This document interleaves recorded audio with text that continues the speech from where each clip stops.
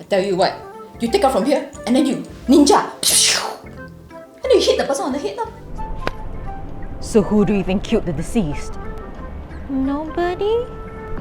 What do you mean, nobody? One of my roles was to be a prostitute.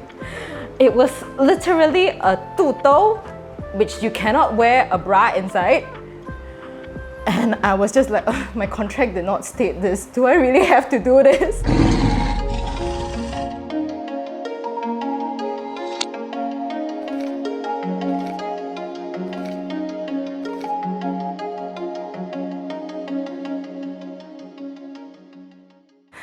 Hi, I'm Abby and I can do a really awesome goldfish face.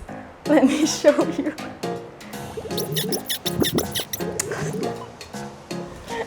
Try it at home. I was born in Hong Kong and I came to Singapore since I was 1. So I've been here for 33 years. In fact, when I go back to Hong Kong and when I try to speak Cantonese, the aunties there will ask me, "你邊度嚟㗎? Where are you from? Your Cantonese don't sound local." And when we came to Singapore, my mom and dad, they both can't speak Chinese, can't speak English. So really my mom was taking care of me and my sister without knowing English or Chinese. When they get official letters, it comes my way because they don't know how to read it. When they have to make appointments at healthcare centers, I do it because they can't do it. So it was tough on my mom and dad. It still is tough on my mom and dad. I belong to a mid to low income family, which means that I don't have a lot of social life because there's no money for social life. So as a kid, when it comes to holidays, all I did is just stay home and watch TV lor.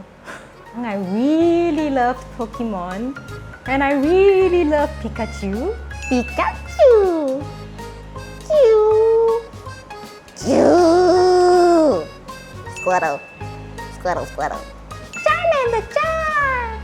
I think watching all these cartoons, and I really watch cartoons from US, Hong Kong, Japan. Cartoons are always so imaginative, so fantasy-like, so out of this world.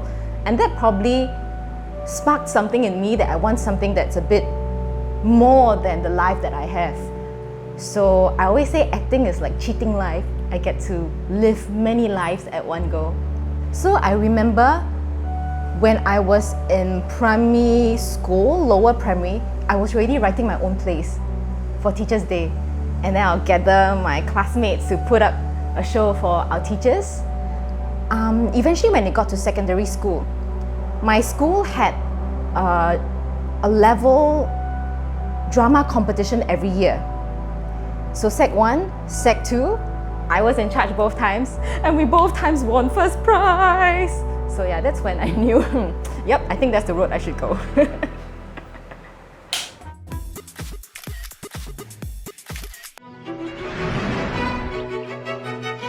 Hey, why the popiah?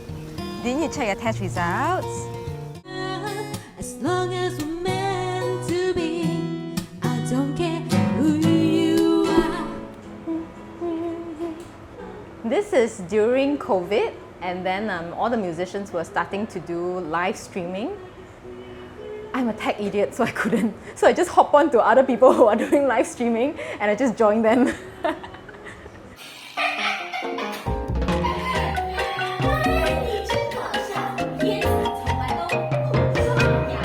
With theatre, it is a group of people coming together and really taking a piece of work, whatever that the theatre group delivered to you, it is a very precious piece of work that a whole team has spent months on. So I think that's what I like about it. I think everyone in the arts will feel like you're in a constant state of self-doubt. Every other day you're thinking, I don't think I'm right for this. I don't think I can make it. Every other day. Even till now, I'm still thinking, is this right for me? And you just have to learn that it's part of your journey as in your artistic endeavors.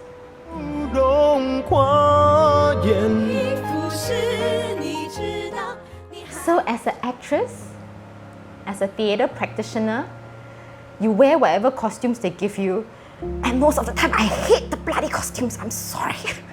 One of my roles was to be a prostitute. It was literally a tuto, which you cannot wear a bra inside. And I was just like, my contract did not state this. Do I really have to do this?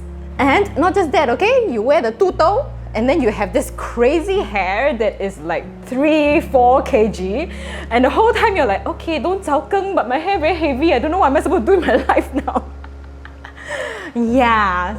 There are some theatre companies that year after year I'll audition for them. And during the audition, they always give me like this hope, you know, like, oh, that's good. Yeah, we'll call you back. No, year after year, I still don't get called. And it really, yeah, you start thinking, is it because I'm really bad? Is it my look? Is it my presentation?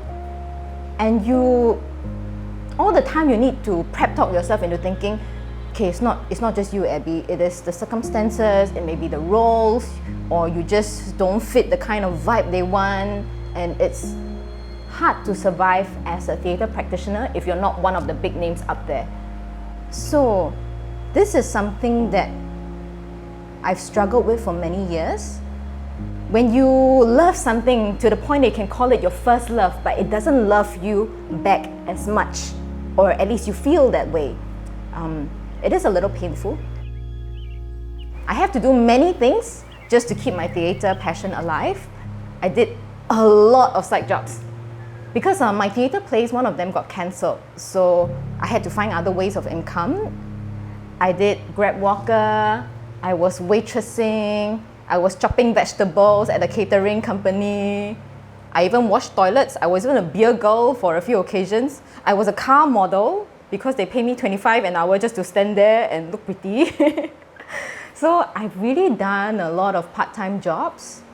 So while my friends were carrying like nice bags, my bags were from NDP goodie bag, that kind of backpack, you know. My water bottle is the buy 2 packets of milk, free 1 water bottle, that kind. So the lack of money also affected my self-esteem. And these were things I had to overcome along the way. I think because ever since young, I struggled with money, I struggled with my own inner demons, and that's why I've built up a sense of resilience along the way. I am 100% sure that no matter what hits, even if the sky fall down today, it's okay, I can survive it. Just go get part-time job, very difficult, man. And as you grow older, you do realize that this staying happy is not as easy as it sounds. It is about battling your inner demons. It is about, even after battling your own inner demons, you have external factors that you can't control, and you have to learn to be able to accept it and let go. I have been working on it, and I'm in a good direction. And now at my age, at 34, one of my main goals in life is I want to be financially able to take care of myself and my family. And if anything really hits our family, I know that financially I can support them. 'Cause every night I lie in bed, brightest colors fill my head. Million dreams are keeping me, million dreams, a million dreams.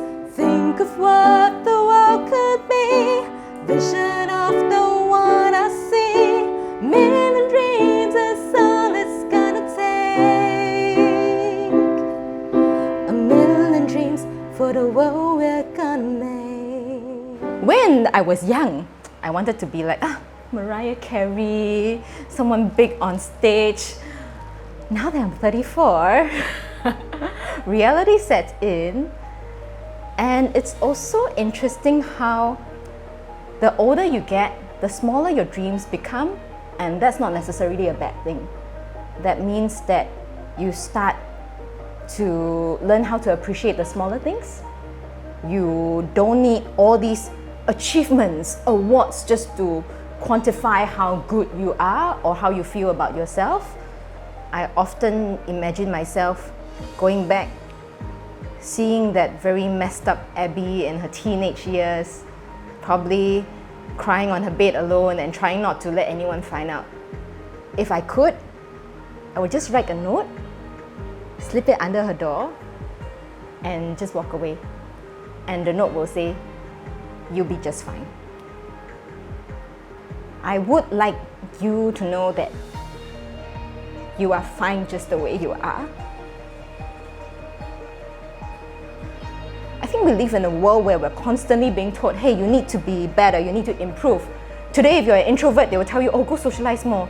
Today, if you socialize too much, they'll tell you, oh, no, you should have some me time. But I'm here to tell you, you're fine just the way you are. You're doing okay.